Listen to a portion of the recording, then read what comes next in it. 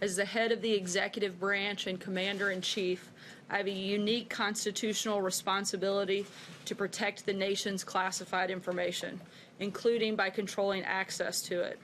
Today, in fulfilling that responsibility, I've decided to revoke the security clearance of John Brennan, former director of the Central Intelligence Agency.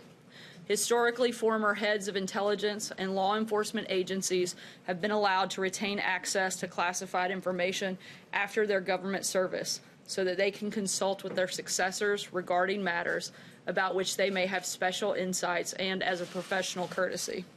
Neither of these justifications supports Mr. Brennan's continued access to classified information.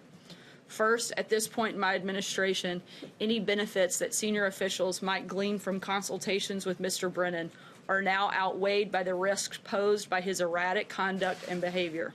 Second, that conduct and behavior has tested and far exceeded the limits of any professional courtesy that may have been due to him. Mr. Brennan has a history that calls into question his objectivity and credibility. In 2014, for example, he denied to Congress that CIA officials under his supervision had improperly accessed the computer files of congressional staffers. He told the Council of Foreign Relations that the CIA would never do such a thing. The CIA's Inspector General, however, contradicted Mr. Brennan directly, concluding unequivocally that agency officials had indeed improperly accessed congressional staffers' files. More recently, Mr. Brennan told Congress that the intelligence community did not make use of the so-called Steele dossier in an assessment regarding the 2016 election, an assertion contradicted by at least two other senior officials in the intelligence community and all of the facts. Additionally, Mr. Brennan has recently leveraged his status as a former high-ranking official with access to highly sensitive information to make a series of unfounded and outrageous allegations, wild outbursts on the internet and television about this administration.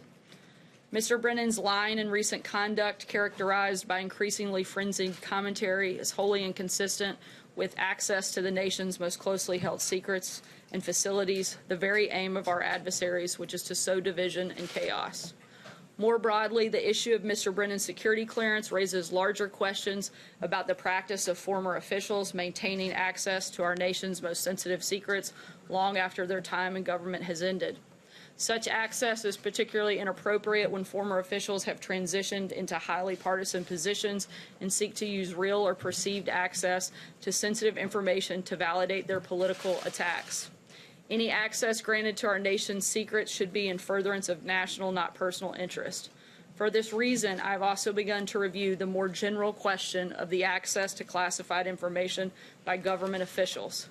As part of this review, I am evaluating action with respect to the following individuals: James Clapper, James Comey, Michael Hayden, Sally Yates, Susan Rice, Andrew McCabe, Peter Strzok, Lisa Page, and Bruce Orr. Security clearances for those who still have them may be revoked, and those who have already lost their security clearance may not be able to have it reinstated.